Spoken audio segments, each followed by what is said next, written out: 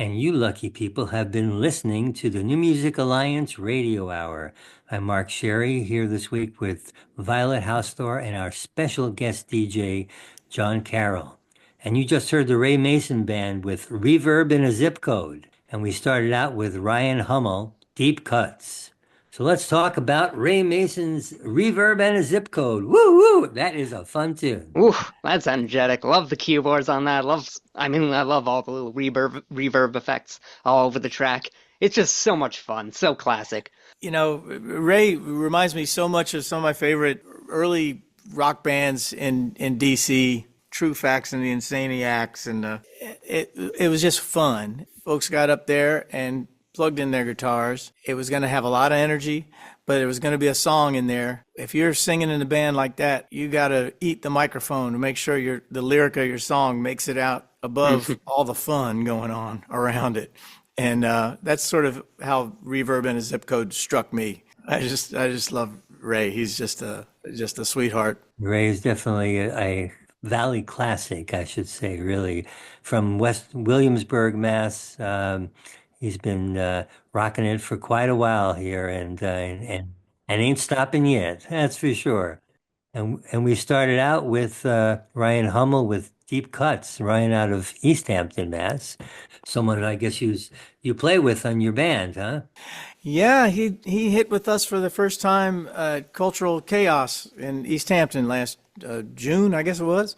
I'm really lucky right now. I have these guys, Jimmy Robitaille playing drums and Chris Ball who's playing bass and Ryan. They're all young guys who also have families and young kids, and they're in a good place, because I remember what it was like to have youngsters at home and just feel like that's where all the action is. But Ryan is one of those guys who's just an amazing ear. There's a tune on my record called Roll of Seven. It's actually one of the two additional tunes, much like Get Closer. It's in 7/4 time, which a lot of people think is kind of weird, but I kind of think in 7/4.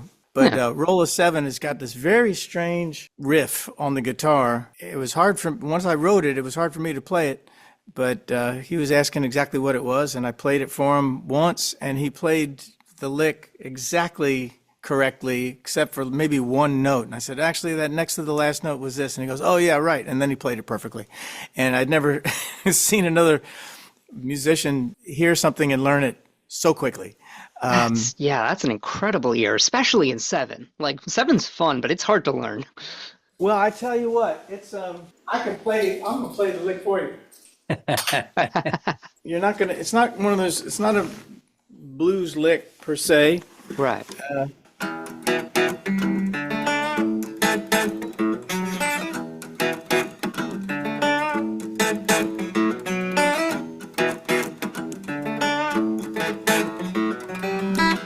I mean, that's not a simple riff, right?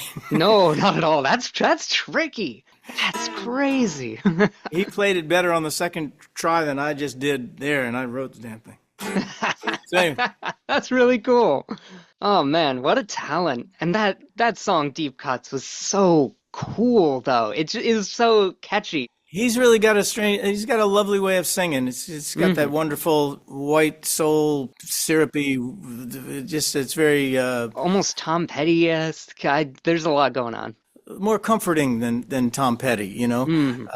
He loves good songs. Most of the records that we've played today, they're songwriter records. They're folks that spend important and required amount of intense time writing the song. And then the record can be what it wants to be, but the song really comes first. And with players, and I suppose I'm one of them, there are musicians that don't know much from songs. They'll know a good song when they hear it.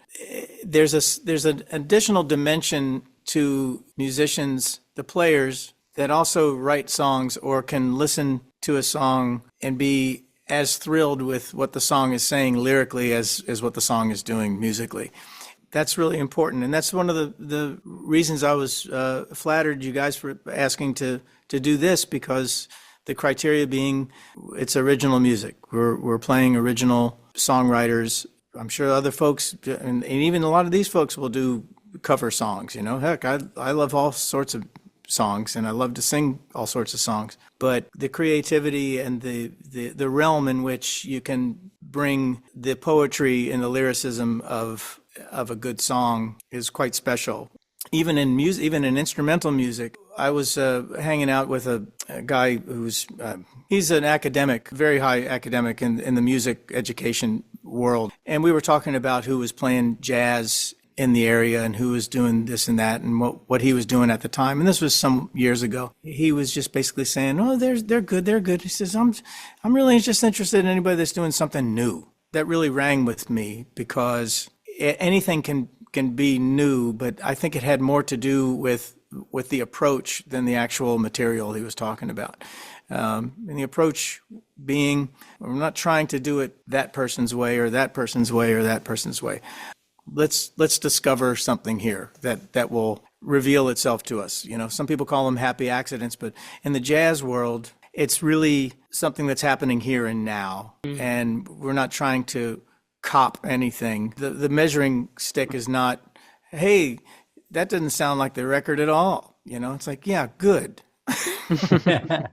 Well, John, thank you so much for being with us here today. It was really a joy. It really was. Thanks so much. It was lovely to hang out with you guys. Thanks so much. Yeah, thank you. And I want to let the audience know that on April 27th, that you're going to be part of our 21 Songwriters Western New England show at the De La Luz Soundstage, which is the former Gateway City Arts in Holyoke, Mass. So put that on your calendar. John's going to be there, and we're going to have some songwriting workshops before that, which John will actually be participating in as an instructor. So look out for that if you're a songwriter. And Eagerly looking forward to it. yeah, great. Well, we are too, for sure. And thanks for visiting with us. And we hope you enjoyed some great original music from Western New England artists. And I'm Mark Sherry, and I've been here this week with Violet Hausthor and Jon Carroll. The New Music Alliance Radio Hour is brought to you by the New Music Alliance, a 501c3 nonprofit whose mission is to assist and advance the careers of talented, creative local musicians who write original music, and to promote the extended Western New England area as a destination for original music writing, production, and performances. And if you like what we're doing here on the show, tell your friends about it and like the New Music Alliance and the Radio Hour on our Facebook pages. And don't forget to check out our website, newmusicalliance.org, where you'll find the extraordinary Essential Western New England Songbook, a listenable anthology of many of the best songs ever written by artists from Western New England. And while you're there, if you support the New Music Alliance and mission, we'd appreciate your making a donation or becoming a member or a sponsor. And if you're a local Western New England musician who would like to have your original music considered to be on our show, send links to your songs to newmusicalliance@gmail.com. And join us next week for more great tunes from Western New England artists. Until next week, stay safe and keep on listening To great original local music. And let's have Charles and Khalif Neville take us out today with African Eyes.